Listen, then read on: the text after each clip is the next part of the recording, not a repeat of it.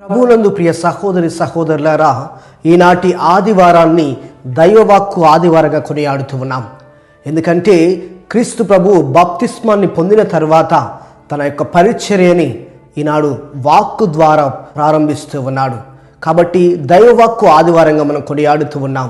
హీబ్రీలకు రాసిన లేఖ 4వ అధ్యాయము 12వ వచనం మనం చదువుతూ ఉన్నాం. దైవవాక్కు శక్తివంతమైనది, 2 అంచులు గల ఖడ్గము వంటిది. కాబట్టి దేవుని వాక్కు బోధించినప్పుడు బోధించే వ్యక్తికి మరియు వింటున్నటువంటి మనందరికి కూడా దేవుని వాక్కు మన యొక్క జీవితాల్లోకి చొచ్చుకొని పోతుంది, 2 అంచులు గల ఖడ్గము వలె. కాబట్టి ప్రియ సహోదరి సహోదరులారా, ఈనాడు ప్రభువు శిష్యులను పిలుస్తూ ఉన్నాడు. ఇదిగో మీరు నన్ను అనుసరింపుము అని ఒకే ఒక్క మాట ద్వారా శిష్యులను పిలుస్తూ ఉన్నారు. మరి వాళ్ళు ఎప్పుడైతే దేవుని మాట విన్నారో తమ యొక్క పడవలని, తమ యొక్క వలలని, తమ యొక్క తండ్రిని సైతం లెక్క చేయకుండా ప్రభువుని వెంటనే అనుసరిస్తూ ఉన్నారు. మొత్తం వదిలివేసి అనుసరిస్తూ ఉన్నారు. అంటే దేవుని యొక్క వాక్కులు అంత శక్తి ఉన్నది.